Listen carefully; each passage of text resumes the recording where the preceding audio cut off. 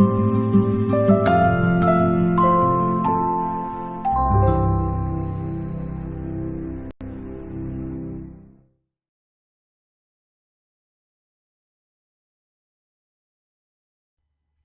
my dearest friends. Svetlana Shlapak, the creator of UKVisaSuccess.com, is here.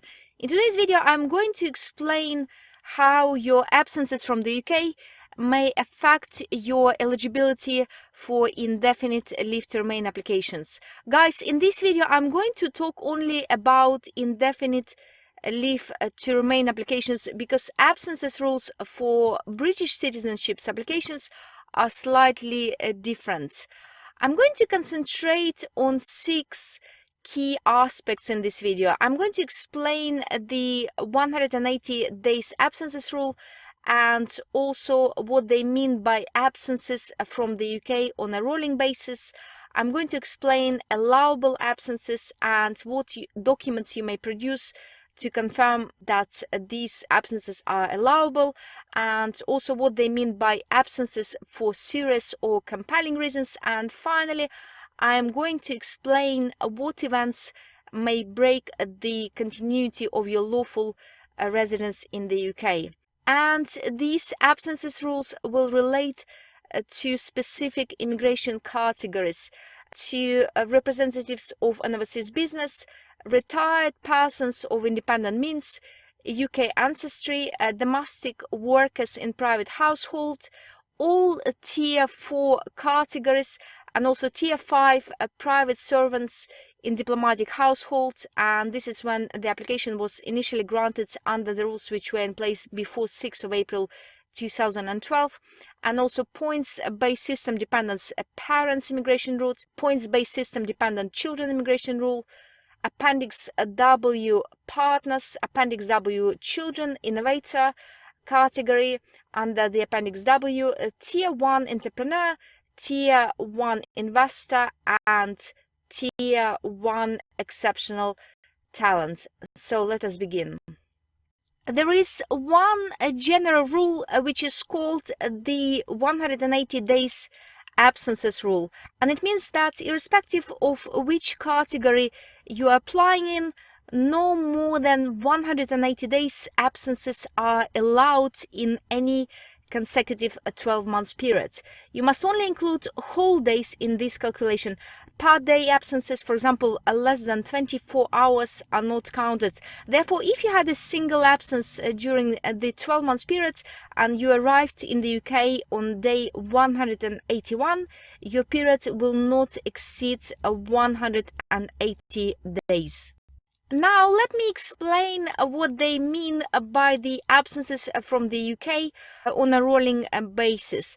For settlement applications made from 11th of January 2018, your absences will be considered on a rolling basis rather than in a separate consecutive 12 months periods. So if your qualifying period includes visas granted before 11th of January 2018, your absences during that period of time will be considered under the old rules, under the pre-11th of January 2018 rules. In other words, in a separate 12 months periods ending on the date of the application. Now, let me give you an example.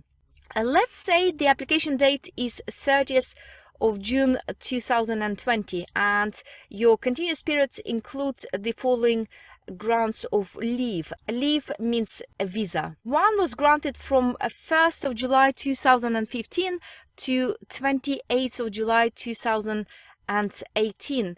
Any absences during these grants of leave will be considered in a separate 12 months period ending on 30th of June each year.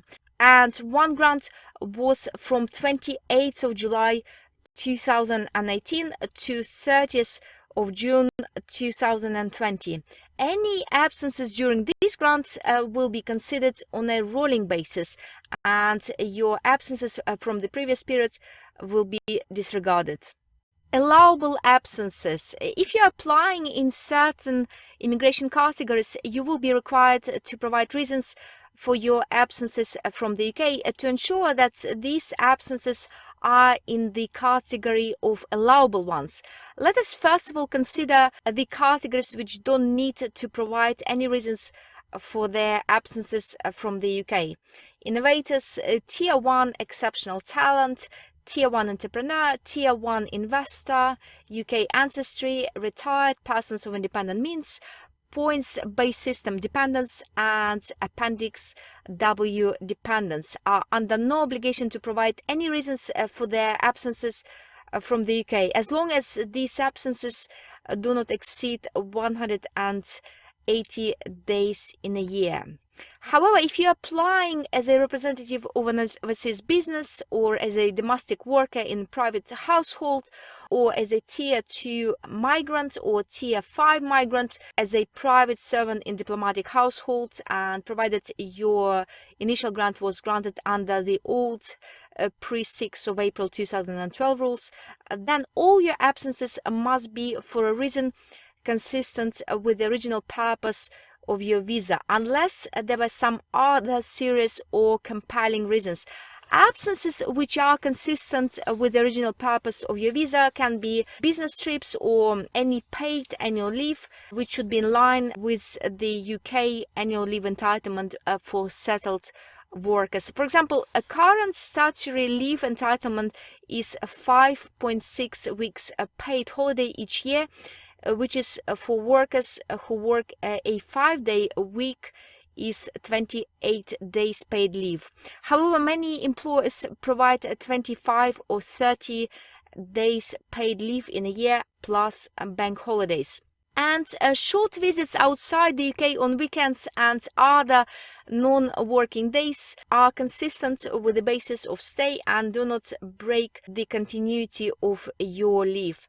And also, if you were in full-time service overseas as a member of Her Majesty's Armed Forces Reserve, then your absences from the UK will be completely disregarded and treated as though you had been in relevant employment in the UK. When submitting your indefinite leave to remain application, you will be expected to provide evidence confirming that your absences were in the category of allowable ones. And these may include, but are not limited to, evidence such as a letter from the employer with the reasons for your absences from the UK, and this also includes your annual leave. Where there were short absences from the UK or weekends or other non-working days, the employer should also confirm in his or her letter your normal working patterns and confirm that these short absences occurred during a non-working period. You need to remember that your absences will not be allowed if you spend time away from the UK for extended periods, especially where business no longer exists.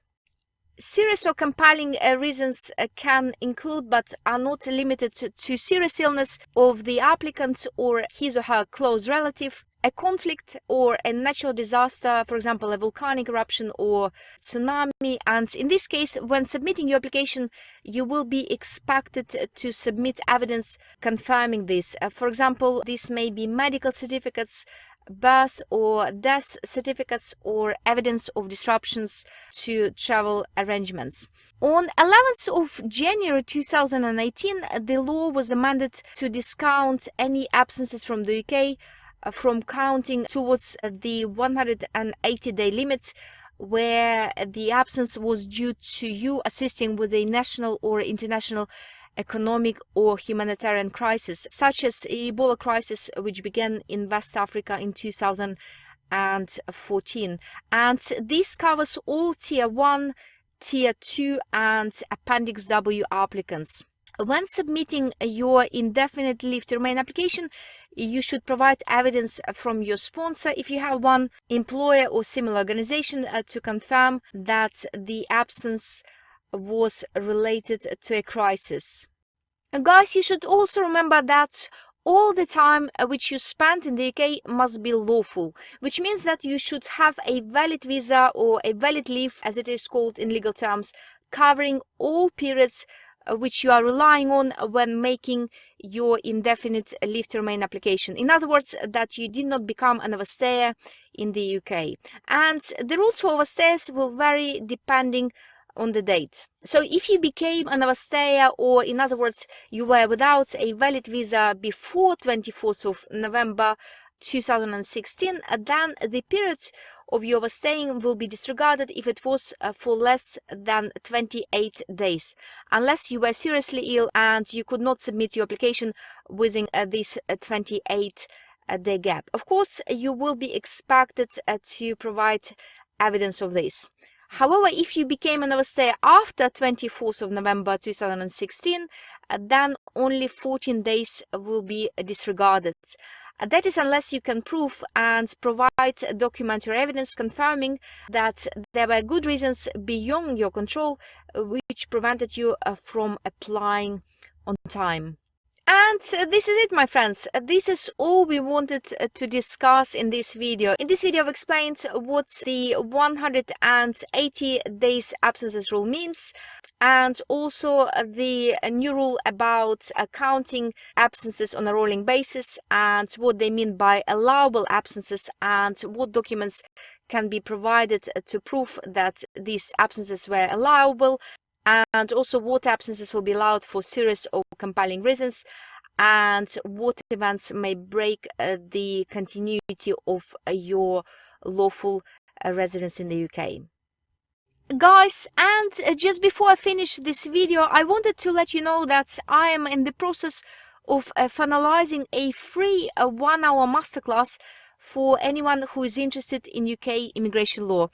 In this masterclass, I'll give you an overview of 30 that is, immigration routes and areas of UK immigration law, and also explain how you can deepen your knowledge in UK immigration law further. This masterclass is free, and you can register at ukvisasuccess.com/immigration-course-free-masterclass.